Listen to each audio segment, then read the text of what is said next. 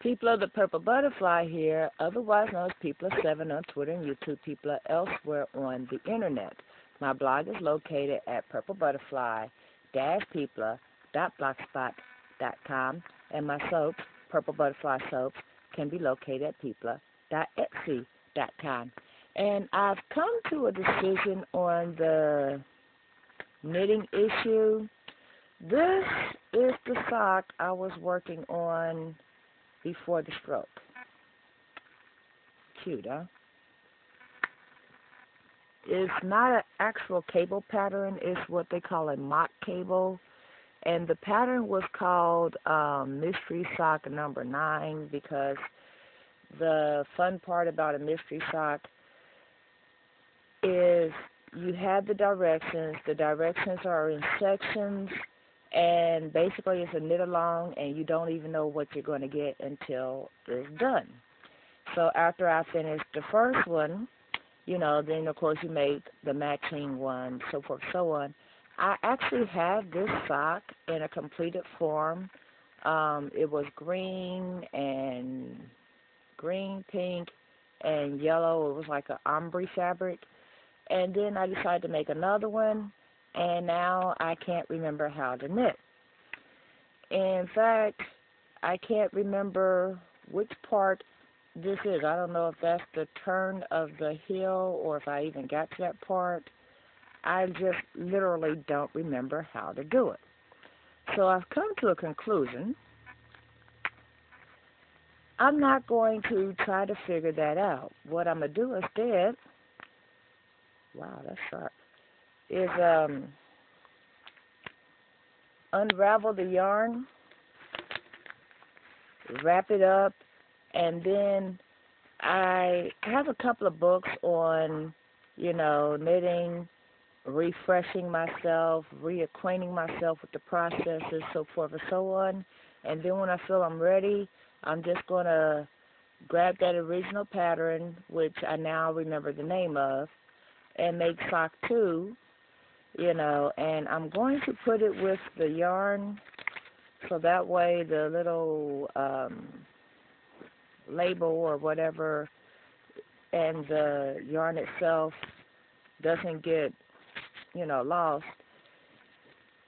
And if I can't figure it out, then I've already decided, because I've already gotten in touch with someone who is very familiar with this pattern and has actually knitted the same sock before and had them knit the second one.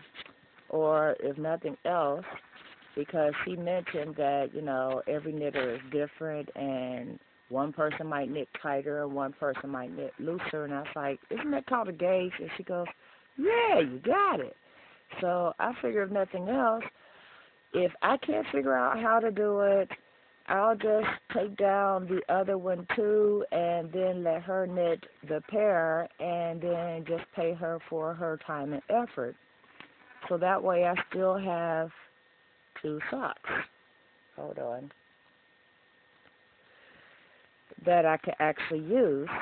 In the meantime, I have gotten beyond frustrated trying to figure out how to do the part that I was at, and this must be a different pattern at the top because that just doesn't make any sense to me at all. It's really pretty, but, that's just different. And looking at this one, I'm convinced that the top is actually a sub-pattern from the bottom because the ribbing part doesn't start until down here, so it's doing something different there. And that probably was why I thought it was fun to do the mystery pattern, because since it changes up the directions and stuff like that, then that would be, hey, what's it doing now? So I'm going to take it slow. I do have just books and books and books on knitting here. I have one that has colors that, it'll say do this, do that, so forth, and it goes over basically different patterns and the stitches, so forth and so on. And I'm going to concentrate on the areas that I know I need help in, like I was trying to remember, I almost brought myself to tears because I couldn't, but I was trying to remember how to do a, where where it splits off and one becomes a whole different section. It wasn't a decrease. It was a, I can't even remember the name of it, but it's like you join another ball and then you're knitting two parts at the same time, and then it becomes back to an integrated unit. And okay. I feel my scalp tingling. I'm getting frustrated just talking about it, so I'm not going to stress myself out about it anymore. I'm just going to take it very, very slowly. And, basically my plan is to get one of my starter books, like I Can't Believe I'm Knitting, or, something like that, and just take one project at a time until I get back up to, hold on, excuse me, till I get back up to a comfort level of where I was, so that way I can at least complete a pair of socks. Because if there's two things that I have been known to do very, very well in knitting, one was make socks that apparently were seamless, and the other was, making sweaters. And I can't remember how to do that either. But I'm not going to stress about it. I'm just going to go with this flow. And if I can't ever do it again, I've made enough stuff where I can appreciate the effort somebody else put in, and if nothing else, pay somebody to do it for me and not stress out about it, because, it's like when I realized I couldn't drive a school bus anymore, several people have asked me, well, how you feel about that? Well, it doesn't do me any good to even get upset about it, because that's my reality now. The law is very clear, so I'm not going to stress myself out about it. I'm not going to, I've had 14 good years as a school bus driver, so I can't let stuff like that bother me. Besides, right now, at this juncture, if I get stressed out about stuff, it can cause me to have certain issues, and my daughter's greatest fear is that I'll get upset and stroke out. It doesn't quite work that way, but, if people are saying stuff like that to you all the time, and my doctor says, well, it's best not to be upset over little things, then why bother to bug myself about it, Hold on. My nose is running. Apparently, that yard was dusty.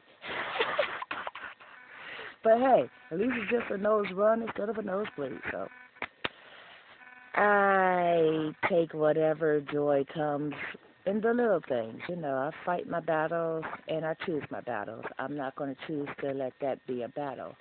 I'm going to put this in a little plastic bag and put it out of my mind until it's time to get back to, figuring out what I'm doing. Because at this point, I remember how to use 2 needles.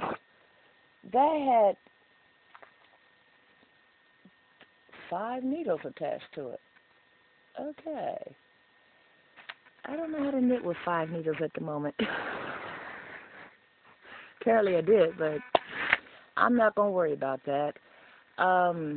This is the People of 7 on Twitter and YouTube, People elsewhere on the internet. My blog is located at purplebutterfly-people.blogspot.com. And my soaps, Purple Butterfly Soaps, can be located at people.etsy.com. Y'all stay blessed, stay tuned. Don't forget to rate, comment, and subscribe.